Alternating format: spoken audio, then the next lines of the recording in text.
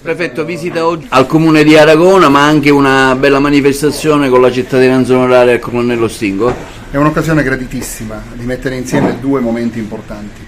È mio compito, è mio dovere visitare tutti i comuni della provincia. Uno a settimana, in meno di un anno dovremmo finire, visto che sono 43.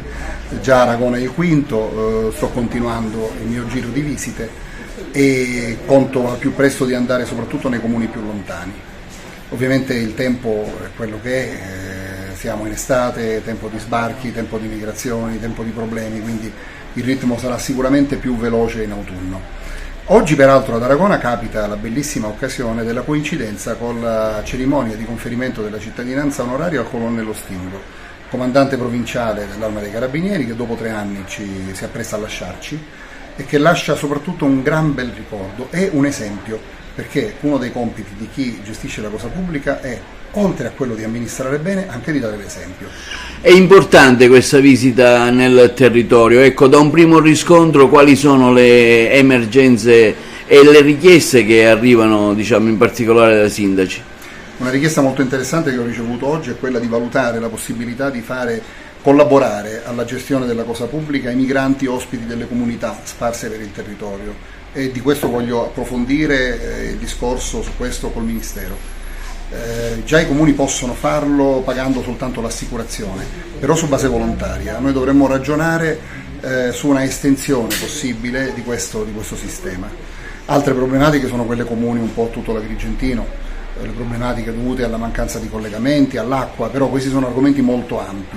Mi fa piacere invece concentrarmi ogni comune che vado visitando nei problemi specifici che mi vengono posti per quel comune. L'emergenza caldo sta procurando qualche problema? Tutto sommato possiamo dire ancora no, per fortuna, e dovrebbe ormai essere in via di risoluzione. Pare che questo sia il giorno più caldo e poi andremo a migliorare. Diciamo che l'Agrigentino è abituato, insomma, sa gestire bene queste punte, questi eccessi climatici. Ovviamente noi siamo in allerta, soprattutto lo sono le strutture ospedaliere, ma anche i nostri vigili del fuoco, quindi siamo pronti a ovviare a qualsiasi emergenza. Una cerimonia che per la tua cittadinanza anche ad Aragona? Sì, tante soddisfazioni che sto ricevendo in quest'ultimo mese di comando provinciale e provengono proprio dalle città che ho amato e sto continuando ad amare sempre di più. Questa terra è fantastica, è fatta da tante persone per bene che hanno voglia di risorgere, di rinascere, di rialzare la testa, e noi Arma della Gente siamo al loro fianco. Abbiamo supportato tutte le amministrazioni comunali in particolar modo, ma la cittadinanza in generale, in questo processo di diffusione della cultura della legalità, un processo veramente fondamentale che deve coinvolgere sempre più i giovani, ma anche le loro famiglie, anche le istituzioni, perché Agrigento ha tanto bisogno di spezzare definitivamente quelle catene oramai già distrutte, già rotte, che l'hanno per tanti anni affossata legandola a una cultura mafiosa, una cultura che oggi è mafiogena, nel senso che è ancora inserita nel tessuto sociale, ma che sta sempre di più sparendo, in quanto si sta concentrando esclusivamente su quelle che sono le sostanze stupefacenti, principalmente, che dilaniano la nostra società, ma che sono oramai l'ultimo fenomeno criminale che consente ancora dei facili guadagni.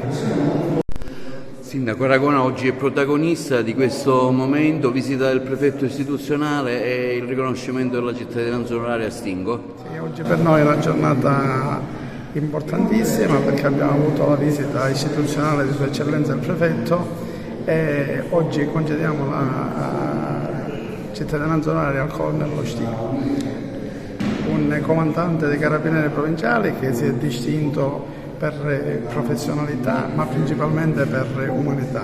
Non possiamo dimenticare che nel periodo della pandemia il Colonnello Stingo è stato sempre vicino in qualsiasi ora del giorno e della notte e si è sempre distinto per la sua grande disponibilità.